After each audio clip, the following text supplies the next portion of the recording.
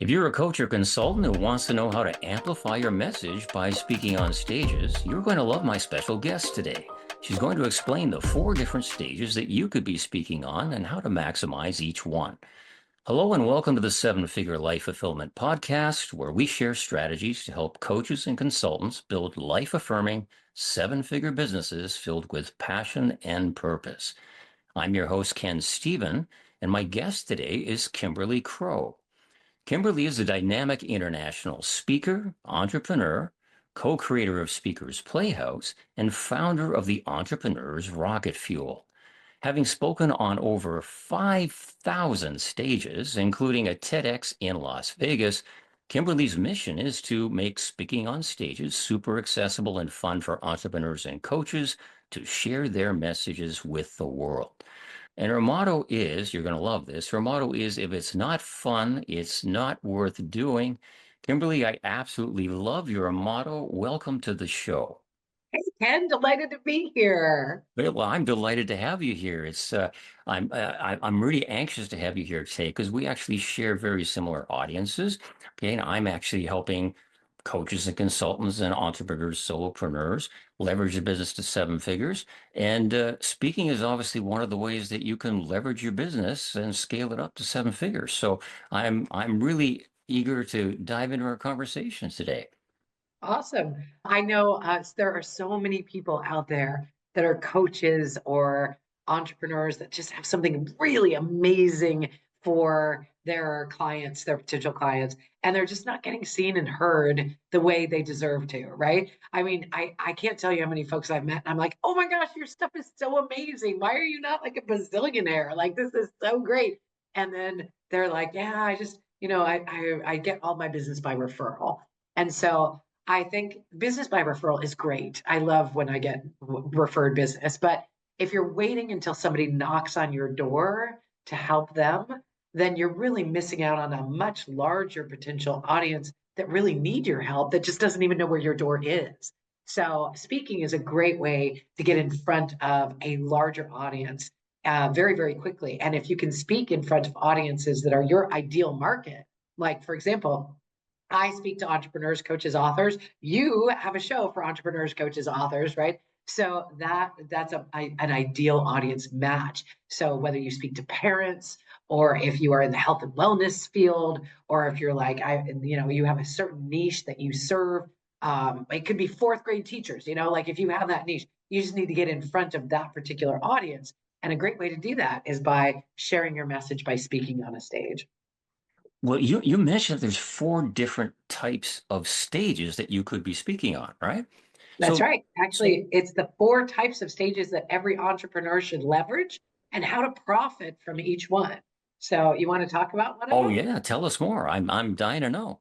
Awesome. All right. So, stage number 1 is what I call a speak to sell stage. A speak to sell stage. Speak to sell stages are those where you're deliberately bringing the audience toward a program, product, or service that you have that can serve them in some way. Speak to sell stages, many of your audience might have heard them. You might have heard of them, Ken, if you've been to like a 3-day event and then they talk for a while and then they throw up this slide that says, I have this program and it's going to be amazing for you. And this is worth $10,000 and this is worth $10,000 and this is worth $10,000. And then they package it all together and they're like, it's worth $100 million. But if you buy it right now, you can get it for $997 or whatever, right? Like I'm teasing, but we've all seen those pitches, right? And that is a speak to sell stage. And the good news and the bad news of a speak to sell stage is really the same news. It works. It works really well and really effectively. But there's more to it than that. It doesn't have to be buy my stuff. It doesn't have to be a big pitch fest. A speak to sell stage is really any stage where you're leading somebody in their buying journey toward your program, product, or service. So it might not be that you pitch something like buy my $25,000 program. It could just be what we call a natural next step in the buying journey. Natural next step could be buy my book. It could be check out my website. It could be book some time with me. I have a calendar link that you can join. Or it might be like read my blog or download my free list magnet or come see me at this event or those kinds of things. It doesn't have to be a purchase right out of the gate. It could just be something that eventually leads them toward that, the next natural step on the buying journey. And hopefully your buying journey isn't, hi, Ken, I'm Kimberly. Will you buy my $25,000 program? Hopefully it's not that. Hopefully there's more to the buying journey than That's that, right? Now, interestingly, there's some statistics behind that. Are you a guy who loves statistics or ratios and things like that? Sure, and I'm sure our listeners would love to know some of that stuff too. So go ahead, share. Awesome. Great. Well, you don't have to believe me because I'm just Kimberly. I'm Kimberly Crowe and I do Speakers Playhouse. So who the heck am I, right? But you might have heard of 5,000 a little stages. company. I think you probably know. Well, you might know of a little company called Google, right? So Hmm. Google did some research and they're like, what does it take for somebody to actually make a buying decision? What does it take for them to actually pull the trigger and buy something? And since Google knows everything, they did some deep research on us, because we do a lot of research now. And we use Google to find out information before we make a buying decision. So, what is it that actually pulls the trigger? And they found out that it's a ratio of 7, 4, 11. 7, 4, 11 are the numbers. So the first number, 7, represents that it takes an average of 7 hours of research before someone will make a buying decision. 7 hours of research. So you don't just like see a car and be like, that's the car I'm going to buy, and then just write a check for it, right? Like you actually do some research. You might load an app onto your phone, or you might subscribe to an email thing that says, like, tell me when these are available. You might go down to a car dealership. You might test drive one. You might have a rental car that's like it. So there was a lot of different ways that you might get that 7 hours of research before you make that buying decision. But the other numbers are important too. The second one is 4. They have to find you in 4 different locations before they'll make a buying decision. Now, what does that mean? So, 4 different locations. If you're an entrepreneur, how can they find you in 4 different locations? Like many of us are virtual. You can't even find us in one location sometimes, right? But but 4 different locations would be like, do you have a website? If you don't have a website, do you have a LinkedIn profile? Do you have a Facebook page where they can find you? Do you have a book that's out there that they can find on Amazon? Are you on podcasts with Ken Steven, right? Have you done a podcast interview where they can find out who you are and if you're funny or not, or if you're, their cup of tea, right? If is it that kind of can they get to know you a little bit more?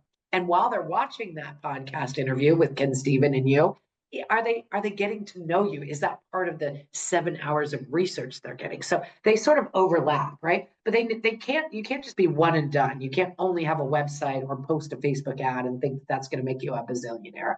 It just doesn't work that way. The Why? last number is 11. And Google found that it takes 11 different touches before someone will make a buying decision.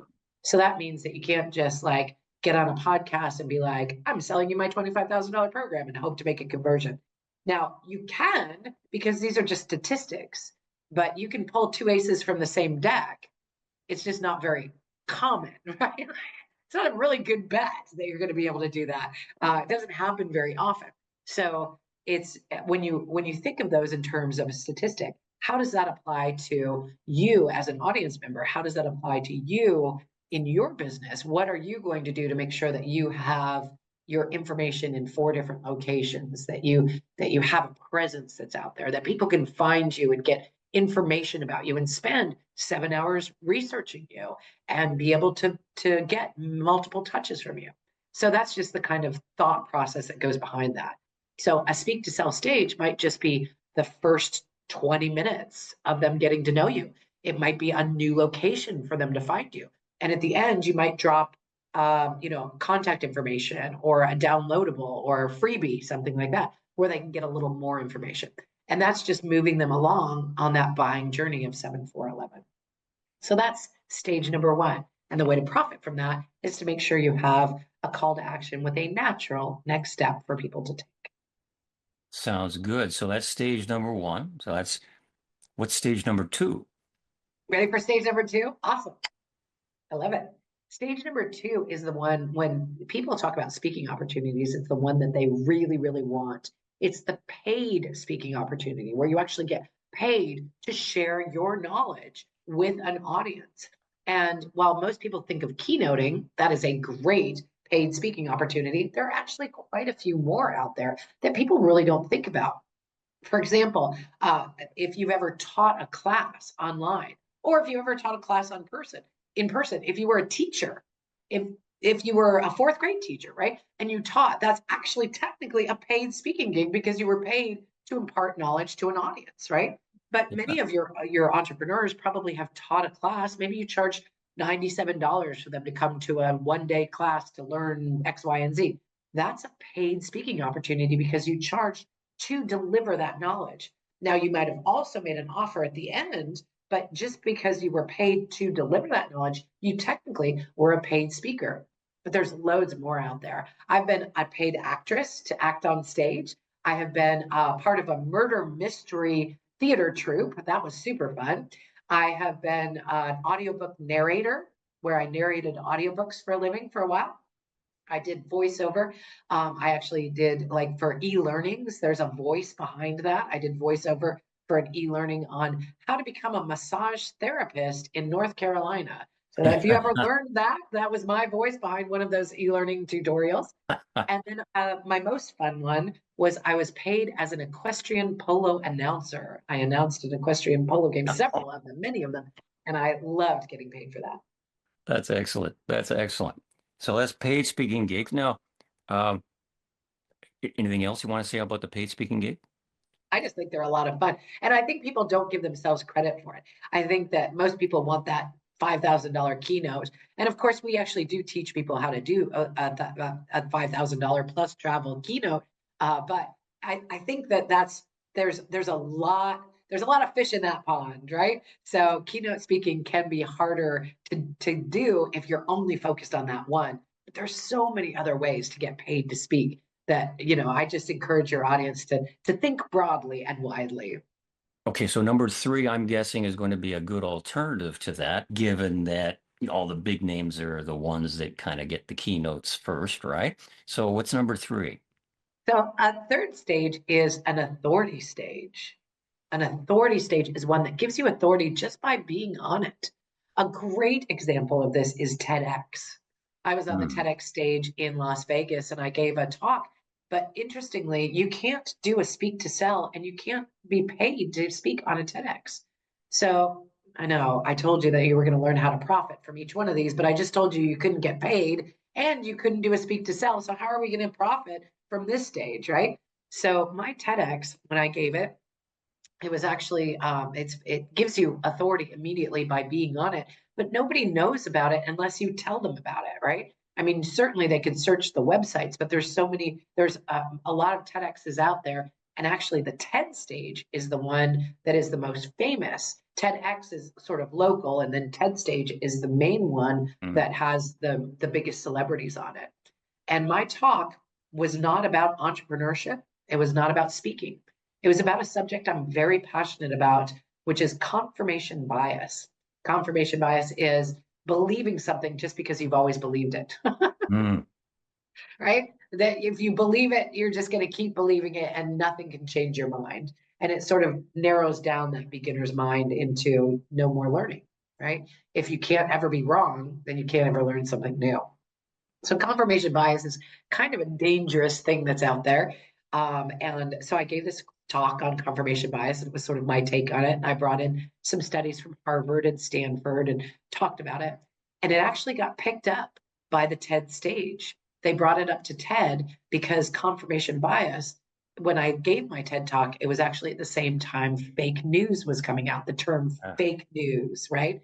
And no matter which side of the aisle you're on, fake news is confirmation bias. Either you believe that it's completely fake or you believe that it's completely true, right? So it is confirmation bias. And because there was so much talk about that, TED thought that that was an idea worth sharing and they brought it up to the TED stage. So I was very proud to be able to do that. Now that makes all of them make authority stages and it gives you authority just by being on it. But another authority stage is a podcast. If I get interviewed on an amazing podcast with Ken about how to become a seven-figure profitable business and how to leverage that business and scale it, then that gives me credibility because you brought me onto your show and introduced me to your audience as this person who has been on over 5,000 stages and can share what it's like to be able to grow a business from nothing to 7 figures. Cool. Thanks for that. Uh, and number four. The fourth stage may surprise you. The fourth stage is actually a rehearsal stage. A rehearsal stage is a practice stage where you can practice your talk before giving it in front of that ideal audience that you want to be sure buys your program, product, or service, right? So practice stages are undervalued, significantly undervalued by the group. Most people are just like, I got to get on stages. And that's great. And I want you to get on as many as possible. But really, I want you to consider lots of the stages as practice stages, because if you get on a podcast and just have a conversation with somebody that's another human being, then they might ask you a question that you didn't realize that you weren't covering in your talk. So you have an opportunity to develop your talk even more if you get on a podcast. Another practice stage that most people think about is Toastmasters. Toastmasters is a great beginner stage to get on for anyone that can get on a stage and just start delivering material and get feedback from it, structured feedback. And that's the key. That's how to profit from that stage. You might actually get on a practice stage and make it a speak to sell, or it might be a paid speaking gig. Hopefully, you're not practicing too much for your paid speaking gigs, but it might be. And then, but then at the end, what you really want to do is get feedback. And feedback for a lot of people feels like criticism, right? Oh, Kimberly, we didn't like how your earrings were reflecting, or really you should have had better lipstick on, or something like that. Like I wasn't clear on point number 2. Why don't you make that more clear, or whatever their feedback is. That's all really important for you to be able to develop your talk further. So a rehearsal stage is super powerful for you to get better at your talk and gain that confidence. The first time I ever gave this talk was on a podcast. And somebody said, why don't you talk about all the different kinds of stages you've been on? And I was like, I've been on 5,000, but they're in categories. And they're like, well, how many categories? And I said, I guess there's probably about 4. And then I talked with him and I was like, yeah, there are actually 4. But there's actually, between you and me, Ken, there's a secret 5th stage. And I'll tell you about that in a minute. But there's 4 types of stages. And by practicing it, by giving that talk multiple times, I got better and better. So I say I've been on over 5,000 stages, but my best talk ever is my next talk, because I can always improve. That's a great tip, actually. So far we talked about 4. We've talked about speak to sell. We've talked about paid stages for keynoting. One example, right? We talked about being an authority stage, being on an authority stage. We talked about these private stages. And the rehearsal stages, practice stages. Yeah, practice stages. And you just teased us with a secret 5th one. Do you want to share that one now? Absolutely. I would never hold back. If you hold back, it's called an open loop. You should never leave your audience being like, wait, I got to know this thing, right? And even though they say always leave them wanting more, you should always close a loop if you open it like that. So the secret 5th stage is your own stage. Your own stage. Because as soon as you have your own stage, it can be any of the 4 types of stages you want. It can be speak to sell. It can be by just making an offer at the end of your talk, right? It can be a paid speaking gig, because you can charge people admission for being able to come and listen to you speak. It can be an authority stage by bringing experts onto your show, and then you get to be the Oprah, right? Like you just bring in a whole bunch of other experts, and now you have an expert authority stage. And it can be a practice stage. You could just go live on Facebook Wednesdays at 1, or Tuesdays at 2, or Thursdays at 3, and just decide that you're going to do a show every week. And as soon as you have that consistency, now you really do have a show. And you can make it any of the 4 types of stages that you want. And you can just do it for fun. And then you can turn it into something a little bit bigger along the way. So those are the 4 stages plus the secret 5th stage. And I highly encourage you to create a stage. I mean, look, Ken's created an amazing stage, and he's already had great experts on it. And he's helping get the word out about how to become a 7-figure entrepreneur to a wider audience. And I love that. Creating a stage is a super powerful thing to do. A lot of golden nuggets here, really. I mean, especially, that secret 5th stage one really is significant. Like, and I hope everybody really understood how that could apply to them, because because we could all do this. Like we could all find a way to incorporate all four of those stages into the stuff that we do. So, Kimberly, thank you for that. That was a great insight. That really was. Um, Oh, Now, tell us a little bit more about who you serve and how you help them and how you can help them do the things that you just told us about, how they can get themselves onto those four different types of stages. yeah. So I have quite a few stages. I actually am booking right now for over 500 speaking spots, not 5,000, 500 speaking spots right now, actively open, that I'm looking to find speakers to come speak on my stages. Anything from inspire your life, if you speak about uh, like mindset or parenting or anything that's an inspirational talk.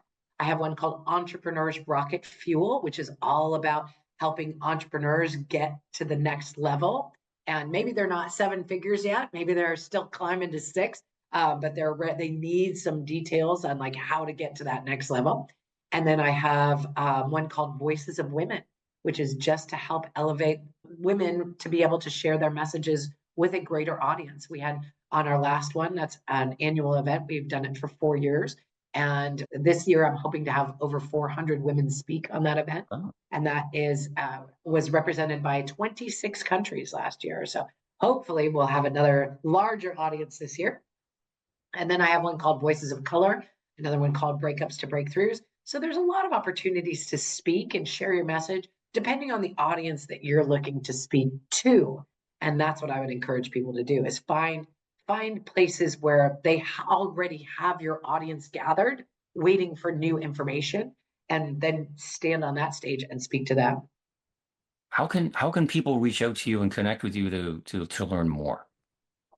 If you're looking to find stages, I have a free event. Happens every single Thursday from 10:30 a.m. to noon, where you can connect with speakers and podcast hosts and stage hosts that are actively looking to put people on their stages. It's called Speakers Playhouse, and you can go to speakersplayhouse.com. And you can find somewhere between 20 and 100 stages every week. It's gamified because I believe if it's not fun, it's not worth doing. So we have a lot of fun. It's very electrically lit up. It's super fun, super fast paced. And we would love for your audience to hop on and join us. Okay, everybody, I want you to head on over to speakersplayhouse.com and every Thursday, right? Every Thursday from 10:30 a.m. to noon Pacific. Okay, I'm going to make sure that link is in the show notes. And Kimberly, you've been very generous with your time today, and I really want to thank you for that. I want to thank you for your insights too. Like I said, you shared some really golden nuggets there. I certainly got value out of it. I'm pretty sure everyone listening today got value too. And I would encourage everyone, I would invite everyone, if you did get value out of this, and how could you not? Please share it with all your friends so they can gain benefit from Kimberly's wisdom as well. Okay. Great insights again, Kimberly. Thank you so much for being here. And we'll see everybody the next time on the Seven Figure Life Fulfillment Podcast. Bye for now.